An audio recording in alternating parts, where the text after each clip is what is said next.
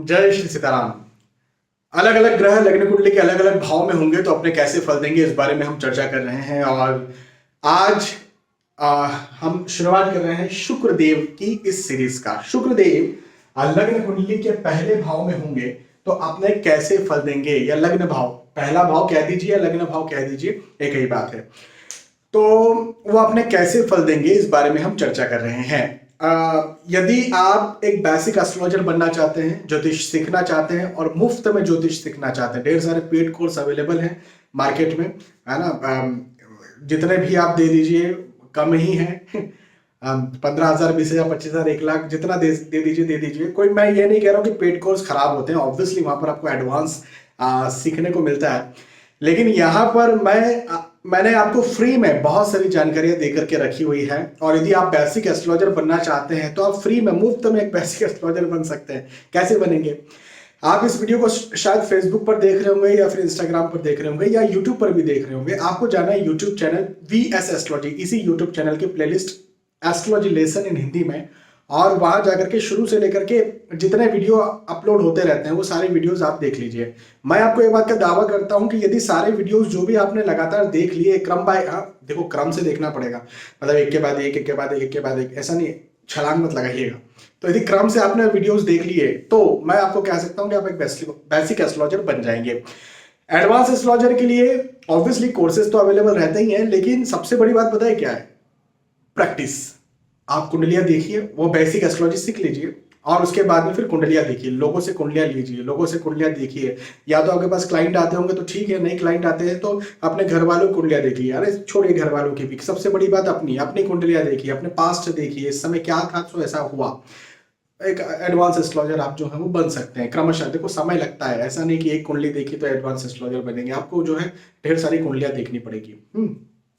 चलिए, तो शुक्रवार आज लग्न कुंडली के पहले भाव में होंगे तो कैसे फल देंगे, किस चीज कैसे फल देंगे, मतलब कहाँ? अपनी महादशा में। महादशा की बात चल रही है यहाँ पर। हाँ, अच्छा, मैं हमेशा ये बात कहता हूँ कि कोई भी ग्रह किसी भी भाव में अकेला नहीं होता है, वो किसी न किसी नंबर के साथ होता है। वो नंबर राशियां होती हैं और उस राशि का भी बहुत बड़ा प्रभाव पड़ता है। तो यहाँ पर 1 नंबर से लेकर के 12 नंबर तक कोई सा भी एक नंबर यहाँ पर लिखा हो सकता है आपकी कुंडली में। हाँ, और वो नंबर जो लिखा होगा उसके आधार पर ये डिसाइड होगा कि भाई वो कौन सी लगन की कुंडली है, और उसके आधार पर ये डिसाइड होगा कि शुक्रदेव अपने कैसे फल देंगे। ऐसा नहीं मैंने कहा वीनस इन फर्स्ट हाउस और बस बोलना शुरू कर दिया, ये गलत है, पूरी तरह से गलत है भाई। यदि शुक्र पहले भाव में मैंने बोलना शुरू कर दिया तो यहाँ पर नंबर क्यों लिखे रहते हैं? फिर नंबर का क्या मतलब है? मत लिखो नंबर। नंबर लिखने का मतलब ही ये होता है कि उसका प्रभाव पड़ता है। हाँ, लगन कुंडली का अपना प्रभाव पड़ता है। चलिए अब आगे बढ़ते हैं। पहले तो ये समझिए कि लगन, ये जो लगन लगन में बार बार कर रहा हूं, इसका मतलब क्या होता है? लगन का मतलब होता है कुंडली का पहला भाव, इसको पहला भाव कहते हैं हम, है ना। 1 2 3 4 5 6 7 8 9 10 11 12, ऐसे एंटी क्लॉकवाइज चलता है, 12 भाव टोटल होते हैं। अच्छा, पहले भाव को हम कहते हैं आपका व्यक्तित्व। आप क्या हैं, आप कौन हैं, आप कैसे हैं, आप क्या सोचते हैं, आप कैसे दिखते हैं, है ना। आपका स्वास्थ्य इन जनरल कैसा है।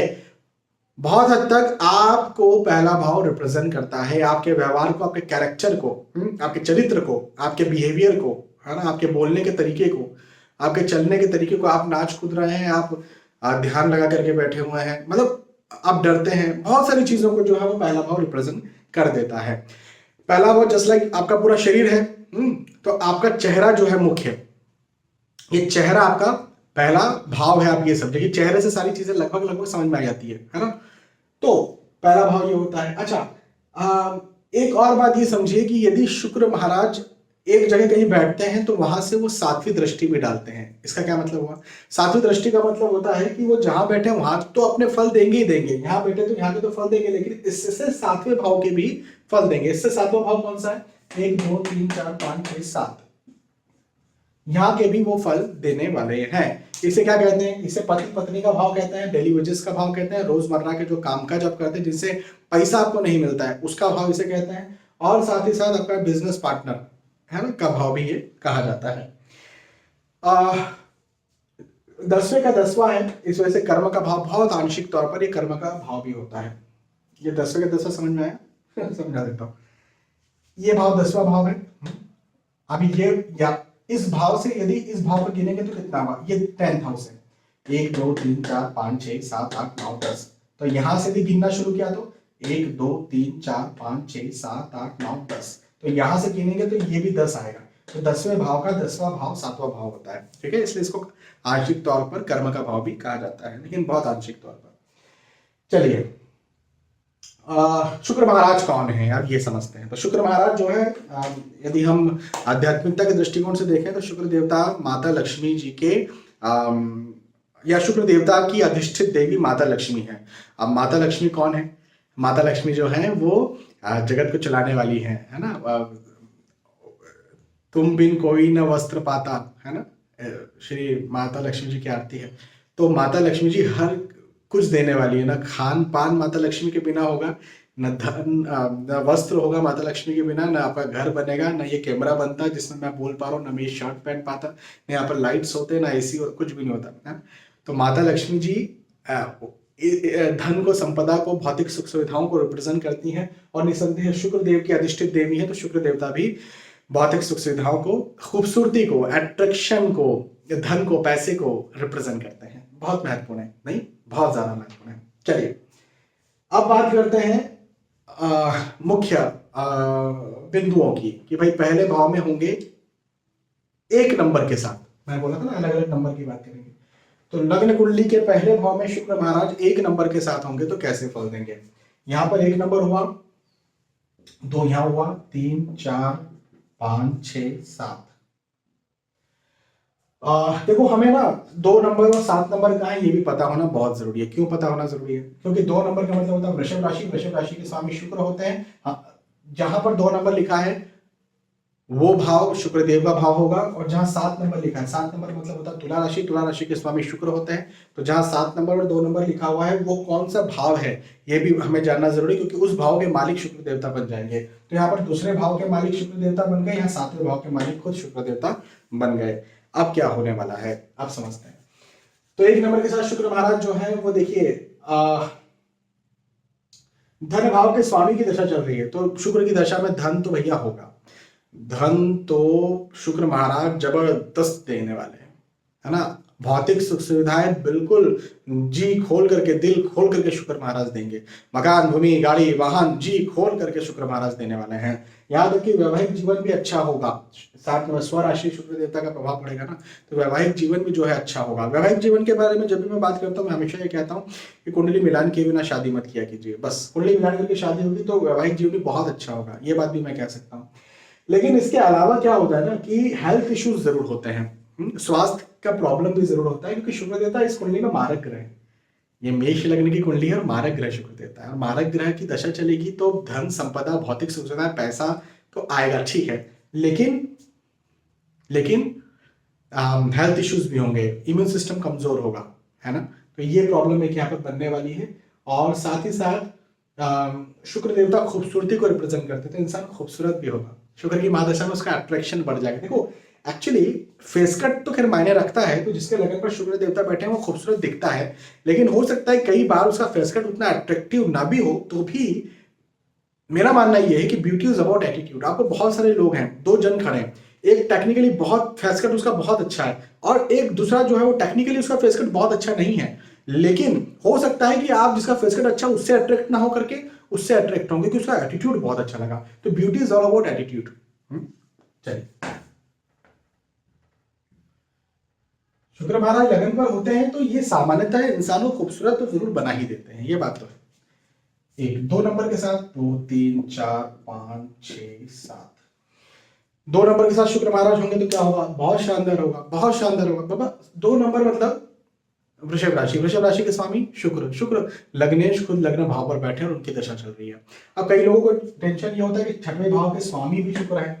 हाँ है, लेकिन क्या है कि एक नियम है, उसके अकॉर्डिंग यदि त्रिकोण भाव के स्वामी कोई ग्रह है, त्रिकोण मतलब समझते ना, पहला, 5वां, 9वां, त्रिकोण भाव के स्वामी कोई ग्रह है और 6वें, 8वें और 12वें भाव के भी वही ग्रह स्वामी हैं, तो वो अति मारक ग्रह न होकर के योग कारक ग्रह ही रहते हैं यदि उनकी स्थिति अच्छी है। तो यहाँ स्वराशि शुक्र महाराज बैठे हैं, बहुत शानदार रिजल्ट देने वाले, बहुत शानदार। मतलब पढ़ाई लिखाई के दृष्टिकोण से, स्वास्थ्य के दृष्टिकोण से, मकान, भूमि, गाड़ी, वाहन के दृष्टिकोण से, कैरियर, नौकरी, व्यवसाय, प्रोफेशन के दृष्टिकोण से, व्यापार के दृष्टिकोण से, अपने परिवार के दृष्टिकोण से, वैवाहिक जीवन के दृष्टिकोण से बहुत शानदार रिजल्ट देने वाला, बहुत शानदार। मैं बस ये कहता हूं कि कुंडली मिलान करके शादी करा करो बस।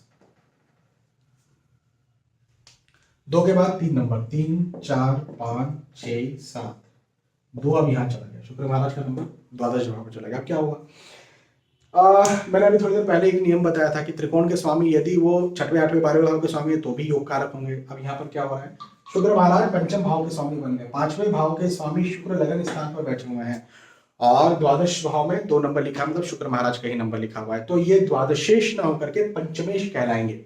द्वादशेष होंगे लेकिन दोष की बात कर रहा हूं कि द्वादशेष होने का दोष न लग करके पंचमेश होने का उनका शुभ योग बन जाएगा, मैं ये कह रहा हूं। तो द्वादशेष और पंचमेश शुक्र की दशा जब चलेगी और लगन पर बैठे हुए शुक्र की दशा चलेगी तो ऐसा इंसान बुद्धि में बहुत प्रखर होगा। ये बुद्धि भाव के स्वामी है शुक्र, बुद्धि में बहुत शार्प होने वाला है, बहुत खूबसूरत बुद्धि होगी। खूबसूरत बुद्धि का मतलब क्या, मतलब ये कि मैं जो काम करूं उस काम की सराहना हो, लोगों को खूबसूरत लगे। मतलब कई सारे लोग मुझे कहते हैं सर आप बहुत अच्छा वीडियो बनाते हैं, तो क्यों अच्छा बनाते, क्या लगा भाई आपको, मेरा चेहरा बहुत अच्छा लगा, मतलब काम किया तो उनको अच्छा लग गया। तो शुक्र का लगन स्थान पर आकर के बैठना बुद्धि को खूबसूरत बनाता है, और बुद्धि यदि खूबसूरत हुई तो लोगों के द्वारा सराहना मिलती है और शार्प बुद्धि भी होती है। हाँ, ये बात भी जरूर होती है कि द्वादशेष मतलब विदेश भाव इसको कहते हैं, विदेश भाव का स्वामी लगन पर आकर के बैठ जाता है तो इंसान की अपने जन्म स्थान से दूर जाकर के सेटलमेंट हो, ऐसे हालात ऐसी स्थितियां बन जाती है। लेकिन इसको मैं कोई बहुत नेगेटिव नहीं मानता हूं।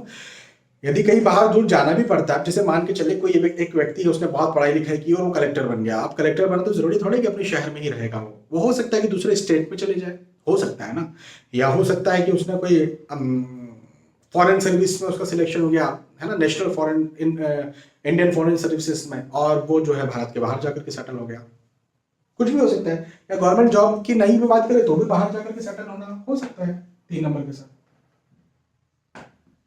अच्छा, बहुत शानदार, बहुत नौकरी, व्यवसाय, प्रोफेशनल दृष्टिकोण से बहुत अच्छे फल देंगे। 4 नंबर, अभी क्या हुआ,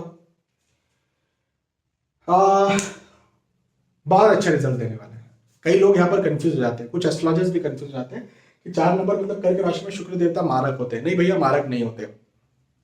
मैं बताता हूँ कैसा रिजल्ट देते हैं। कुछ सम होते हैं, कुछ अच्छे कुछ खराब रिजल्ट देते हैं। क्या अच्छे खराब मैं आपको अच्छे से समझाता हूँ। यहाँ पर एकादश भाव के स्वामी शुक्र होते हैं और यहाँ पर सुख भाव के स्वामी शुक्र होते हैं, जो कि लगन पर यदि कर्क राशि में चंद्र की राशि में बैठे हैं तो पहली बात तो इंसान बहुत अट्रैक्टिव होगा। दूसरी बात ये कि सारे लाभ जीवन में जो लाभ होते हैं, जो इच्छा पूर्ति होती है वो इस इंसान की होगी, क्योंकि लाभ भाव के स्वामी लगन पर आकर के बैठे, इच्छा पूर्ति होगी। सुख को माथे पर रख दिया, भौतिक सुख, मकान, भूमि, गाड़ी, वाहन, भौतिक सुख सुविधाओं को माथे पर रख दिया है, लगन पर रख दिया है, मतलब इंसान को जीवन में भौतिक सुख सुविधाएं मिलेंगी। यदि वो गरीब परिवार में पैदा हुआ तो आगे चल के इतनी मेहनत कर लेगा कि भौतिक सुख सुविधा खुद ही अपने पैसों से, धन से बहुत अच्छी तरह से जो है वो अर्जित कर लेगा। तो ये भी बड़ी खूबसूरत बात है। एक नेगेटिविटी यहाँ पर जरूर आती है कि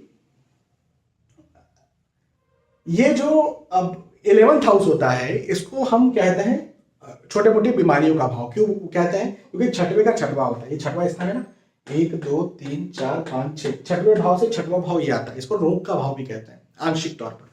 तो आंशिक तौर पर रोग के भाव की मालिक की महादशा चल रही, मतलब आंशिक रोग होते रहेंगे, मतलब छोटा मोटा कुछ, अभी पैर दुख रहा है, अभी सिर दुख रहा, अभी ये हो गया, अभी वो हो गया, अभी ये चल रहा, अभी वो चल रहा, मतलब कुछ ना कुछ दवाई गोली खाता रहे, ऐसी स्थितियां जरूर बना देते हैं। तो ये एक मारकत्व का रिजल्ट देते हैं, लेकिन ऐसा कोई बहुत बड़ा प्रॉब्लम क्रिएट कर देता है हेल्थ में, ऐसा भी नहीं है। लेकिन छोटा मोटा कुछ ना कुछ चलता रहे, ऐसा भी है ना। पारिवारिक सुख इंसान को जरूर मिलता है, अट्रैक्टिव अच्छा होता है व्यक्ति 4 नंबर के साथ। चलिए 4 के बाद में 5 नंबर, 5 यहाँ हुआ तो 2 3 4 5 6 7। अभी क्या होगा, अभी देखो ना, यहाँ पर शुक्र महाराज के बहुत अच्छे रिजल्ट्स तो खैर वैसे देते नहीं है। क्या होता है कि शुक्र महाराज तृतीय भाव के, यहाँ पर तृतीय भाव के स्वामी शुक्र महाराज हो जाते हैं और दशम भाव के स्वामी शुक्र महाराज हो जाते हैं। अब तृतीय भाव का स्वामी का दशा यदि चलेगा तो इंसान ये शिकायत जरूर करेगा कि मुझे, मैं जो भी करता हूँ ना, मुझे बहुत भागना पड़ता है, बहुत दौड़ना पड़ता है, उसके बदले में मुझे कम मिलता है। मतलब इस प्रकार की स्थिति उसके साथ पैदा हो जाती है कि उसे लगता है कि मेरा कॉलीग या मेरा फ्रेंड है ना, या मेरा भाई, मेरी बहन, ये लोग जो है 1 घंटे में कुछ काम करके वापस आ जाते हैं। मैं उसी काम को करने जब जाता हूं तो मुझे 2 घंटे 4 घंटे 5 घंटे लग जाते हैं, कभी कभी तो एक दिन में काम ही नहीं होता, फिर अगले दिन में जाकर के काम होता है। तो ऐसी स्थितियाँ कई बार डेवलप हो जाती है भाई, है ना। लेकिन हाँ ये बात भी है कि कर्म भाव के स्वामी शुक्र है तो इंसान कर्म करता रहता है, मेहनत ज्यादा करना पड़ता है, संघर्ष ज्यादा करना पड़ता है, लेकिन कर्म में उसकी सफलता भी उसको मिल जाती है, तो एंड ऑफ द डे वो सफल भी जरूर हो जाता है, तो ये बात भी एक है। अच्छा, इंसान अट्रैक्टिव होता है, खूबसूरत भी होता है, और शुक्र की दशा में उसका अट्रैक्शन और ज्यादा बढ़ जाता है। हेल्थ इश्यूज होते हैं थोड़े बहुत, है ना, या परिवार में कहीं ना कहीं मतभेद या आर्ग्यूमेंट्स भी चल सकता है, तो बहुत अच्छी स्थिति तो नहीं है। मन मन शार्प नहीं होता है, या पढ़ाई लिखाई में थोड़ी सी मन न लगना, या फिर भटकाव की स्थिति होना, स्टूडेंट्स के लिए खासतौर पर भटकाव की स्थिति यहाँ पर शुक्र महाराज देते हैं। बहुत अच्छी स्थिति वैसे तो नहीं है। 5 नंबर, 5 के बाद में 6, 6 7 5 4 3 2। अभी क्या हुआ? हाँ, अब देखो क्या हो रहा है ना कि वैसे तो शुक्र देवता भाग्य भाव के स्वामी हैं, भाग्येश लगन पर बैठे हैं, और धन भाव के स्वामी लगन पर बैठे हैं, लेकिन प्रॉब्लम हो गई। क्या प्रॉब्लम हो गई? 6 नंबर के साथ शुक्र देवता बैठ गए, और यहाँ पर ना अनफॉर्चुनेटली 6 नंबर के साथ शुक्र देवता नीच राशि माने जाते हैं। और नीच राशि ग्रह यदि किसी की दशा चल रही है तो वो सामान्यतः अपने खराब ही फल देता है, वो भले भाग्येश हो भले लग्नेश हो, है ना। अब सामान्यतः मैंने कहा तो क्या विशेष परिस्थिति में अच्छे फल दे सकता है? हाँ दे सकता है। विशेष परिस्थिति का मतलब हुआ कि नीच भंग राजयोग एक होता है, नीच भंग राजयोग हो गए, जैसे बुध यहाँ पर आकर के बैठ गए, या बुध का प्रभाव यहाँ से बुध की दृष्टि शुक्र महाराज पर हो गई, तो फिर जो है शुक्रदेव अपने अच्छे रिजल्ट दे सकते हैं, क्योंकि यह नीच भंग राजयोग की स्थिति निर्मित हो जाएगी। लेकिन नीच भंग राजयोग यदि नहीं बनता है तो शुक्र महाराज पढ़ाई लिखाई में कमजोर करने का काम करते हैं, व्यवसाय ऐसा इंसान नहीं कर सकता है, व्यवसाय के अलावा नौकरी में भी उसे बहुत ज्यादा उन्नति नहीं मिलती है, पढ़ाई लिखाई में कंसंट्रेशन कम बनता है, भटकाव की स्थिति ज्यादा बनती है, कई बार ऐसा बोल जाना जो दूसरों को खटक जाए, तो आकर्षण का विकर्षण हो जाता है। मतलब शुक्र लगन पर बैठते मैंने कहा था आकर्षण होता है, लेकिन यहाँ पर नीच राशि शुक्र बैठेंगे तो विकर्षण होगा, मतलब ऐसे इंसान से लोग दूरी बनाने का काम करेंगे, है ना। तो ऐसी स्थिति कुछ यहाँ पर निर्मित हो जाती है। भाग्य भाग्य नीच का हो गया ना, तो भाग्य नीच का हो गया तो भाग्य उतना स्मूथ काम नहीं करता है, बहुत अच्छी स्थिति ये नहीं है। 2 नंबर के साथ, 2 के बाद में, और सॉरी 6 नंबर के साथ, 6 के बाद में 7 नंबर, 7 6 5 4 3 2। अष्टमेश शुक्र नहीं, कोई अष्टमेश नहीं। देखो मैं थोड़ी देर पहले ही कहा था, फिर मैं दोहरा देता हूं कि त्रिकोण भाव का स्वामी यदि अष्टमेश भी हो, षष्टेश हो, द्वादशेश हो, तो वो मारक नहीं होता है। तो यहाँ पर शुक्र महाराज लगन पर बैठेंगे, बहुत शानदार, बहुत अच्छा पंच महापुरुष योग जैसा रिजल्ट देने वाले हैं। मतलब आप बिजनेस करवा लीजिए, नौकरी करवा लीजिए, प्रोफेशन करवा लीजिए, बहुत उन्नति करेगा इंसान। आप पढ़ाई लिखाई करवा लीजिए, स्टूडेंट की बात करें, शुक्र की दशा चल रही, बहुत उन्नति करेगा। ऐसा इंसान खूबसूरत भी होगा, और इच्छा पूर्ति भी ऐसे इंसान की होती रहेगी, दूसरे उससे अट्रैक्ट भी बहुत जल्दी से हो जाएंगे। ये भी है, लड़की होगी तो बहुत खूबसूरत होगी, लड़के बहुत अट्रैक्ट होंगे, या बहुत सारे प्रपोजल्स आएंगे, या लड़का होगा तो भी उसे लड़कियों के बहुत सारे प्रपोजल्स आएंगे। तो ये अट्रैक्शन का जो है ना, ये अच्छा शुक्र ना खासतौर पर प्रेम को रिप्रेजेंट करता है। वो प्रेम जो है ना, वो माँ बेटे भाई बहन वाला प्रेम नहीं है, ये प्रेम जो है ये वो लड़का लड़की प्रेम प्रसंग, शादी ब्याह, वो वाला प्रेम है। तो उस वजह से अट्रैक्शन जो है वो ज्यादा जरा बढ़ जाता है। कई बार ऐसा इंसान विलासी भी हो जाता है, हालांकि विलासी होता है लेकिन उसे वो भौतिक सुख सुविधाएं मिलती रहती है जिसके लिए वो मेहनत कर रहा है, तो इसका विलासी होना उतना ज्यादा खराब नहीं होता है। सजने धजने में बहुत मन लगता है, सजना धजना पसंद है, दूसरों के सामने मेरी तारीफ कैसे हो, इस बात पे ज्यादा इंसान का दबाव रहता है कि मेरी तारीफ हो, ऐसा करके मेरी तारीफ हुई कि नहीं हुई, अरे नहीं हुई तो आप दूसरा काम करते हैं, कैसे तारीफ हो, मतलब उसके पीछे इंसान जो है लगा रहता है। हालांकि तारीफ होती भी है। तो स्वास्थ्य, परिवार, धन, पैसा, पढ़ाई लिखाई, हर दृष्टिकोण से ये लग्नेश की दशा बहुत अच्छी है। 7 नंबर के साथ, 7 के बाद में 8 नंबर, 8 नंबर, 8 7 6 5 4 3 2। अभी क्या हुआ? अभी मारक ग्रह हो गए शुक्र। क्यों मारक ग्रह हो गए? द्वादशेश शुक्र बन गए हैं, तो द्वादशेश तो मारक होता ही है ना। द्वादशेश शुक्र है और सप्तमेश शुक्र है, तो अब ये शुक्र महाराज मारक ग्रह हो गए, और ऐसी शुक्र महाराज की दशा में यात्राएं हों, हेल्थ इश्यूज हों, दवाइयों के खर्चे हों, यह हो सकता है। विलासिता की तरफ ध्यान ज्यादा आकर्षित हो, ऐसे लोगों को मैंने अधिकतर ये भी देखा है कि वो महिलाओं में या महिला है तो पुरुषों में, मतलब अपोजिट जेंडर में ज्यादा रुचि रखते हैं। क्योंकि मंगल की राशि में शुक्र बैठे हैं, शुक्र और मंगल का युति वासना की युति देता है। तो वासना का मतलब अपोजिट जेंडर भी हो सकता है। वासना एक प्रकार से भौतिक सुख सुविधाओं को कितनी तरह से लूं, मतलब आराम कर रहे हैं, देर तक सो रहे हैं, मजे में बैठे हुए हैं, है ना, बाप दादाओं की संपत्ति है उसी में बैठे हुए हैं, है ना, काम करने की इच्छा नहीं है। हाँ, तो ऐसी स्थितियां जो है वो कई बार ज्यादा हो जाती है, तो विलासी प्रवृत्ति ज्यादा हो जाती है इस इंसान की। प्लस पढ़ाई में मन नहीं लग रहा है, नौकरी व्यवसाय भी कर रहे हैं तो उतना मन नहीं लग रहा है, यात्राएं हो रही है या विदेश जाने की बहुत इच्छा होती है, फिर विदेश जाकर के सेटल्ड हो गए, है ना, तो ऐसी स्थितियां जो है वो बनती है। व्यवसाय ऐसे इंसान को नहीं करना चाहिए, नौकरी ही करना चाहिए। 8 नंबर के साथ 8 के बाद में 9 नंबर, 9 8 7 6 5 4 3 2। यहां पर भी शुक्र महाराज जो है छठवें भाव के स्वामी, षष्ठेश ज्यादा कहलाएंगे क्योंकि मारक ग्रह है छठवें भाव के स्वामी। तो छठवें भाव के स्वामी की दशा यदि चल रही हो, लगन पर आकर के बढ़ गया, मतलब छठवां भाव किसे कहते हैं, रोग, ऋण, शत्रु।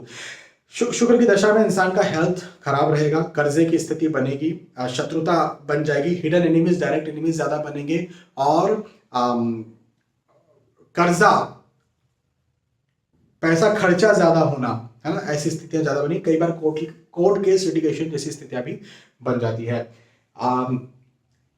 लाभेश शुक्र की दशा चल रही है तो लाभ, धन का लाभ मिलता है, मतलब आय होती रहती है, इनकम होती रहती है, पैसा आते रहता है, लेकिन पैसा जाते भी रहता है, तो वो वाला एक विषय यहाँ पर बनता है। पढ़ाई लिखाई में मन नहीं लगता है, और अय्याशी या फिर अपोजिट जेंडर या फिर विलासिता में मन ज्यादा लगता है। बिजनेस ऐसी स्थिति में बिल्कुल भी नहीं करना चाहिए, बिजनेस का लॉस हो जाता है, नौकरी ही करना चाहिए 9 नंबर के साथ हो तो।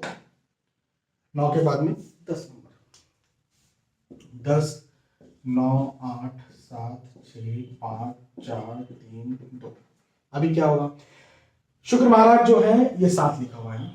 शुक्र महाराज जो है वो पंचम भाव के स्वामी है और दशम भाव के स्वामी, मतलब अति योग कारक ग्रह, और शनि की राशि में बैठे हुए, मकर राशि में बैठे हुए शुक्र महाराज। तो फिर क्या, तो शनि की राशि में शुक्र महाराज का आकर के बैठना अपने आप में बहुत शानदार फल देगा। देखो, बुद्धि भाव का स्वामी लगन पर बैठा इंसान की बुद्धि बहुत शार्प होगी, और ऐसे इंसान बहुत लॉयल भी होगा, अट्रैक्टिव भी होगा, लेकिन लॉयल भी होगा। अभी शनि की राशि में शुक्र बैठे हैं, पंचम भाव का मालिक, बुद्धि भाव का मालिक शनि की राशि में आकर के बैठ गया है, वो भी शुक्र जो कि मित्र हैं। तो ऐसा व्यक्ति लॉयल होगा दूसरों के प्रति, काम काज में बहुत उन्नति हासिल करेगा, बिजनेस नौकरी व्यवसाय में बहुत उन्नति हासिल करेगा, पढ़ाई लिखाई के दृष्टिकोण से बहुत अच्छा होगा। कुंडली मिलाकर के शादी हुई तो शादी बहुत अच्छी होगी, और स्वास्थ्य भी बहुत अच्छा रहेगा। तो बहुत अच्छा, 10 नंबर के साथ शुक्र महाराज अपने बहुत अच्छे रिजल्ट्स देने वाले हैं। 10 के बाद में 11 नंबर, 11 12 1 2 3 4 5 6 7। अभी क्या होगा, देखिए 2 नंबर सुख भाव में आया और 7 नंबर कहाँ आया, भाग्य भाव में। तो भाग्य भाव के स्वामी की दशा चल रही, सुख भाव के स्वामी की दशा चल रही। क्या बोलते हैं, बहुत शानदार, भाग्य बहुत स्मूथ रहेगा, बहुत शानदार रहेगा, बहुत अच्छा आगे बढ़ेगा, भौतिक सुख सुविधाएं शुक्र की दशा में मिलने वाली है, मकान भूमि गाड़ी वाहन मिलने वाला है, आय इनकम पैसा जो है वो बढ़ने वाला है शुक्र की दशा में, चाहे वो व्यवसाय करे, चाहे नौकरी करे, चाहे प्रोफेशनल हो। पढ़ाई लिखाई में मन बहुत अच्छा लगेगा, पढ़ाई लिखाई में बहुत सक्सेस मिलेगी, घर परिवार जो है वो बहुत अच्छा रहेगा, पारिवारिक दृष्टिकोण से बहुत ज्यादा उन्नति मिलेगी। बहुत अच्छी स्थिति, बहुत शानदार स्थिति।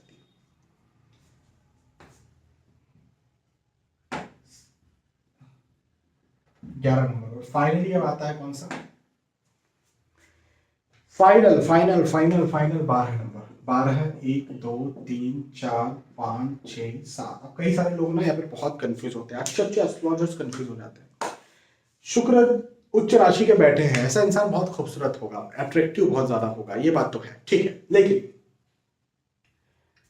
उच्च राशि के शुक्र बैठे 12 नंबर में, शुक्र उच्च राशि हो जाते हैं, मीन राशि के शुक्र उच्च के हो जाते हैं। भाई उच्च के शुक्र की दशा चल रही है, वाह जी वाह, बहुत शानदार दशा है। ऐसे व्यक्ति से पूछ लीजिए आप, वो इंसान चिंतित ही रहेगा, तनाव में ही रहेगा, डिप्रेशन में रह सकता है, एंजाइटी में रह सकता है, परेशान रह सकता है, भागदौड़ ज्यादा करने वाला रहेगा, उसको कम मतलब मेहनत, सामान्य इंसान एक दिन की मेहनत में कुछ पाता है, ऐसा इंसान 2 4 5 6 7 दिन की मेहनत में कुछ पा पाएगा। मतलब बहुत स्ट्रगल देने वाले ये ग्रह हैं शुक्र महाराज इस जगह पर। इनको उच्च जगह देख करके खुश होने का जरूरत नहीं है, इनकी शांति करने का जरूरत है। हाँ बस अट्रैक्टिव बनाने का काम करेगा, है ना, लेकिन विलासी बनाने का काम भी करेगा। हो सकता है कि इंसान जो है अपोजिट जेंडर में ज्यादा उसका मन लगे, तो वो बहुत अच्छी स्थिति यहाँ पर नहीं होती है। हाँ, शुक्र महाराज जो है वो यदि बिजनेस यदि किसी व्यक्ति ने कर लिया तो बिजनेस लॉस जाएगा। हाँ, नौकरी करता है, प्रोफेशनल है, तो फिर कोई दिक्कत की बात नहीं है। हाँ, हालांकि नौकरी में प्रॉब्लम तो रहेगी, लेकिन अब शुक्रदेव की शांति करना पड़ेगी। पढ़ाई लिखाई के दृष्टिकोण से पढ़ाई लिखाई में मन नहीं लगेगा, तो अच्छी बात नहीं है। शुक्र की दशा में कई बार होता है कि पारिवारिक वाद विवाद की स्थितियां भी जो है वो बहुत ज्यादा बनती है। कुंडली मिलान के बिना शादी बिल्कुल भी नहीं करना है, ठीक है। तो यहाँ पर हमने चर्चा की शुक्र महाराज लगन स्थान पर बैठेंगे तो अपनी महादशा में वो कैसे फल देंगे इस बारे में, अलग अलग नंबर्स, अलग अलग राशि या फिर अलग अलग लग्न की कुंडलियों में। मुझे विश्वास है कि आपको ये बात समझ में आई होगी, आपको वीडियो पसंद आया होगा। यदि आपको वीडियो पसंद आता है तो इसे आप बता सकते हैं कि पसंद आया। बहुत सारे ऑप्शंस हैं, कमेंट भी कर सकते हैं, लाइक भी कर सकते हैं, वगैरह वगैरह। बहुत बहुत धन्यवाद। फिर मिलते हैं आने वाले वीडियोस और एपिसोड्स में। तब तक के लिए आज के इस वीडियो में मैं आपसे विदा चाहता हूं। तब तक के लिए जय श्री सीताराम।